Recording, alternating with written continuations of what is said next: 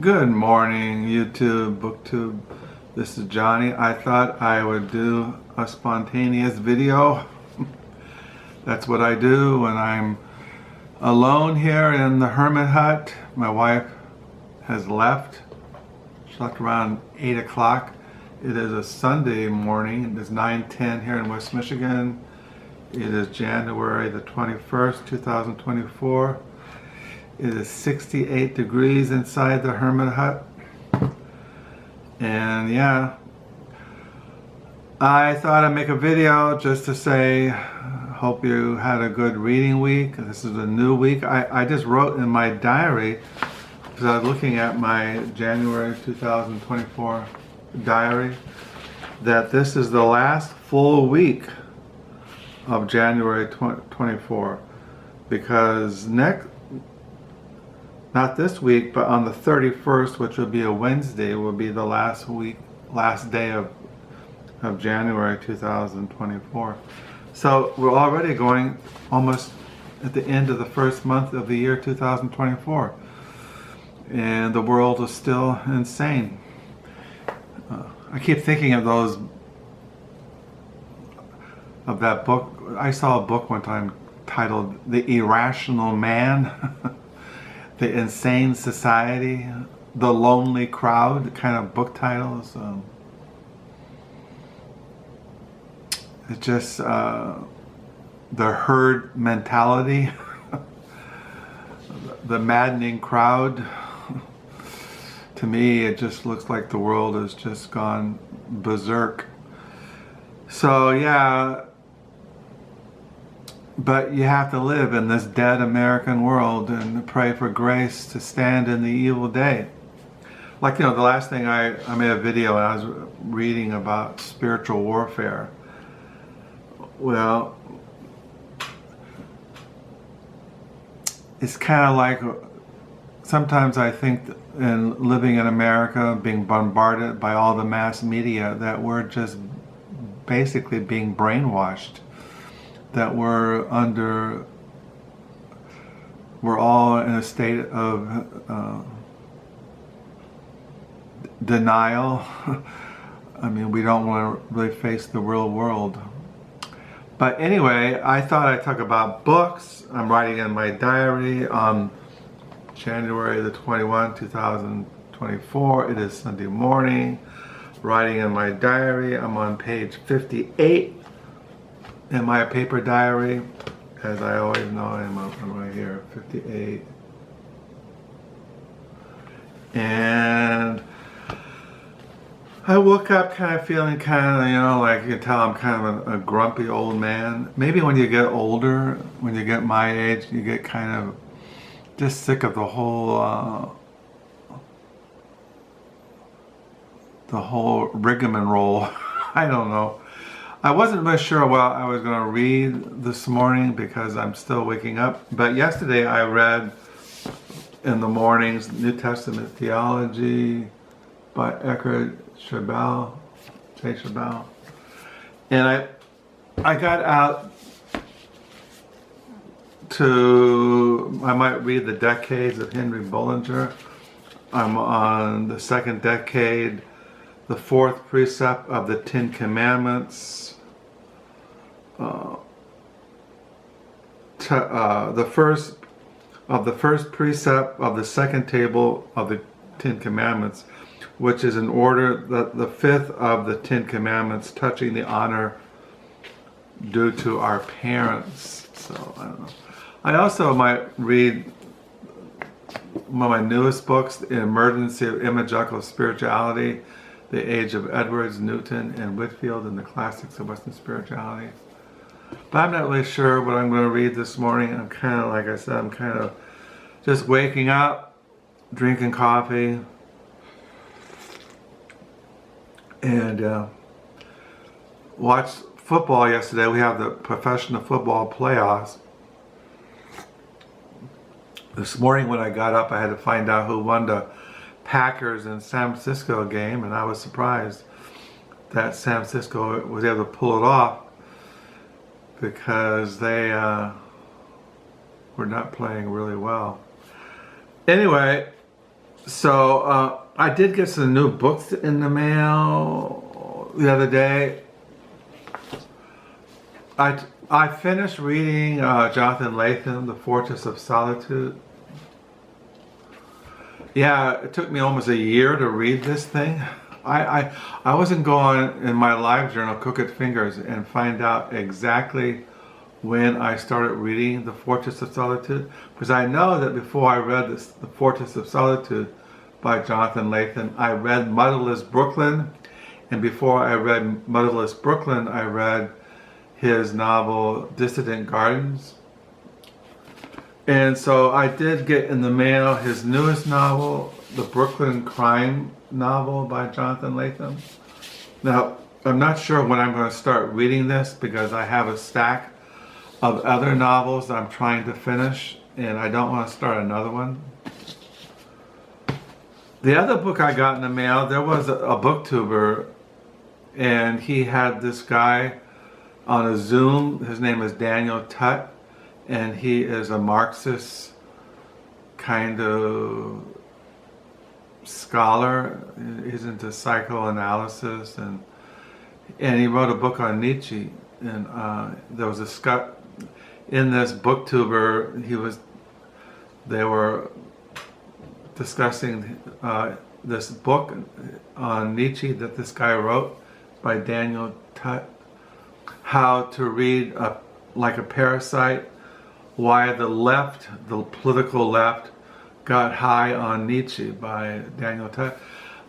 Over the years, I've always been kind of fascinated with Nietzsche, even though I don't understand his writings.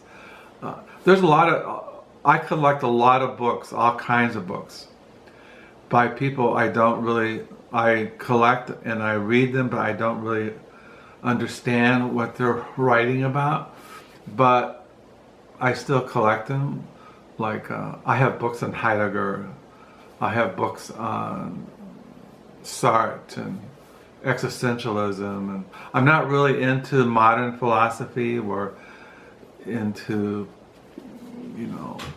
all that kind. I don't really have the mind. I'm a very simple person. Some people over the years, people would assume that I'm an intellectual when I'm not. I'm not really smart. I'm very simple. I don't have this analytical brain. I don't have, even though I went to Bible college and I went to seminary, but those are the things that I gravitate towards. But I could never have gone to a liberal university and probably even succeeded. But yeah, I collect books on Nietzsche, even because since I was in high school, I've been interested in Nietzsche. Like I've been interested in Jack Kerouac and William Burroughs and Susan Sontag and William F. Buckley, and there are certainly people in the history of thought that I'm always interested in. I'm not into Greek philosophy. I've never been really into Plato, Aristotle, but Nietzsche has always kind of interested me. So yeah, the last book I read on Nietzsche was this one, Hiking with Nietzsche on Becoming Who You Are by John Kaag. This is the last book I read on Nietzsche. He wrote a book called American Philosophy, A Love Story, which I really enjoyed reading. I think his newest book by John Kaag is on pragmatism, William James. He teaches, John Kaag is a professor of philosophy at the University of Massachusetts, Lowell. He is the author of American Philosophy, A Love Story. His writings has appeared in the New York Times, Harper's Magazine, Christian Science Monitor, and many other publications. So this is the last book I read on Nietzsche. So I've been reading this one since I got it in the mail. And, you know, I did order another book on Nietzsche. It's kind of like a intellectual history on Nietzsche in America, how Americans have grabbed onto Nietzsche and interpreted him or appropriated him to their own kind of thinking, leftist, neoliberalism or fascism or whatever. And so I get that in the mail. It's sometime maybe this week. I did finish reading last night the Maverick, George Whitefield and the Golden Age of Publishing by Thomas Hardy.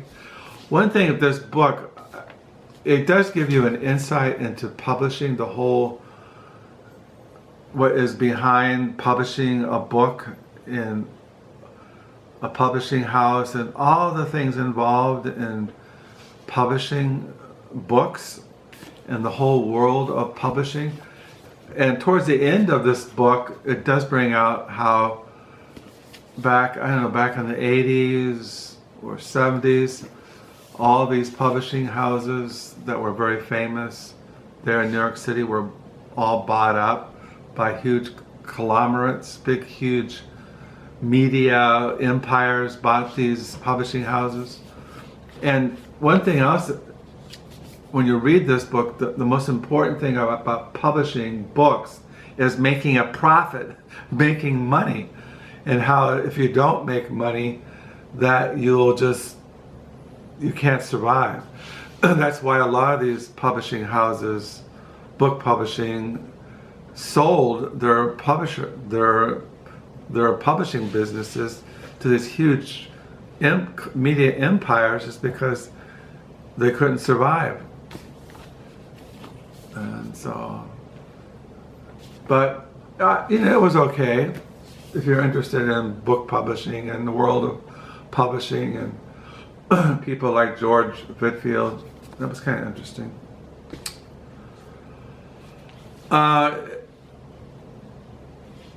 As you see, the other day I went and got myself a haircut and got my beard trimmed.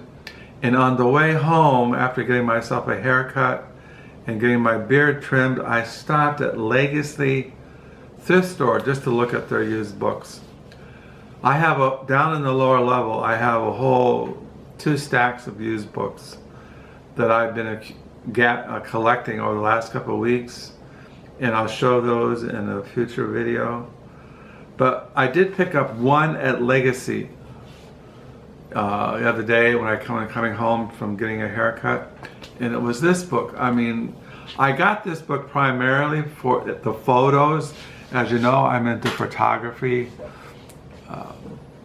My brother is a staff photographer for the Washington Post, and my grandfather was into photography, and I've just always been kind of interested in photography. And so I got this for the photos, but it's called Snow in the Kingdom, My Storm Years on Everest by Webster. And this is a book about him climbing the Himalayas. And it has all these really nice kind of photos throughout it of mountains, I think the Himalayas. This is sunset on Mount Everest.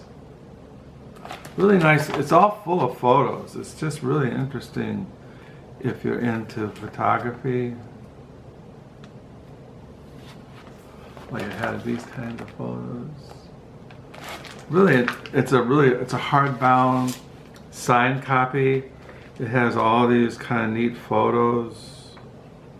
Some are in black and white. But it's kind of like an autobiography of Webster and his mountain expeditions to the Himalayas. And I just like the photography. The book only cost me $1. And let me see what else I have here. It has all kinds of interesting photos. See, in there more color. See, it has photos like that. Photos. Just kind of really nice photos. I keep it by my reading, over where I read in the living room to look at. I did start reading it. It's like a non-fiction book that I can read in the afternoons. So I keep it over there with my other to-be-read books. So yeah, I have been reading How to Read Like a Parasite. I read this yesterday. It's kind of over my head. Look, it's a Marxist kind of looking at the writings of Nietzsche, which is all beyond my head. I'm not saying I fully understand this Nietzsche. I have a huge stack of the writings of Nietzsche, biographies on Nietzsche, studies of the philosophy of Nietzsche, and yeah, I've been reading Nietzsche since, like I said, when I was in high school. I used to carry around in my backpack the writings of Nietzsche. Thus saith Zarathustra, and I don't know. There's just kind of it's just esoteric. One thing I like about Nietzsche is the way he writes. It's kind of paradoxical, kind of esoteric. Just puts you in a different kind of headspace. So yeah, I finished reading the Maverick last night, and I've been rereading parts of Hiking with Nietzsche by John Craig. I really enjoyed reading The Fortress of Solitude.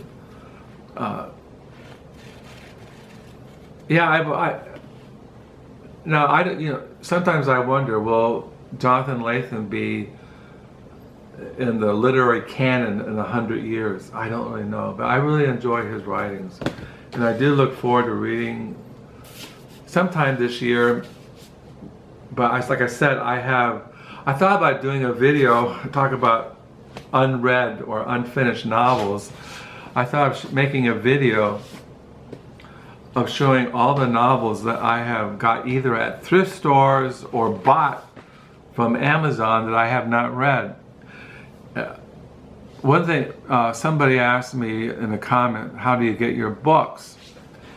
How do you find your books? Well, as you know, I go to around where I live.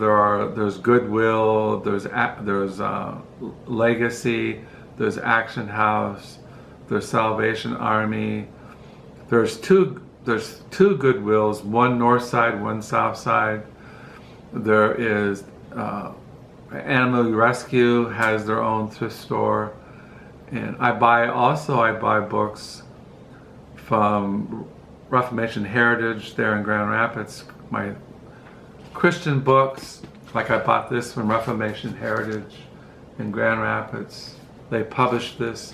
Reformation Heritage Books published this. And there's Baker Bookhouse. It's a Christian publisher in Grand Rapids. And I buy a lot of used books from Amazon. And also when I go, and I'm always throughout the week, I'm always looking at books online, reading about writers, reading about novels, reading about history books, art books, biographies, diaries, journal. I'm always reading about books and doing research. Like when I'm reading, like for example, in this book, there's all these footnotes in the back. And in this book, he cites all these other books. And I look them up in the back of the foot. I look up all these books that he refers to in here on Nietzsche. And I look them up and I read about them, I read reviews. If you go to YouTube, sometimes these writers have videos, so you can listen to them talk about Nietzsche or some aspect of Nietzsche's philosophy. And so and then I'm always looking at novels that are being published or have been published.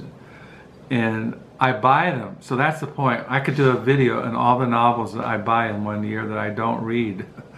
I mean, because I have this fascination. I mean, I think the other day, I think I pre-ordered from Amazon at least 7 or 8 novels that are coming out over this year in 2024.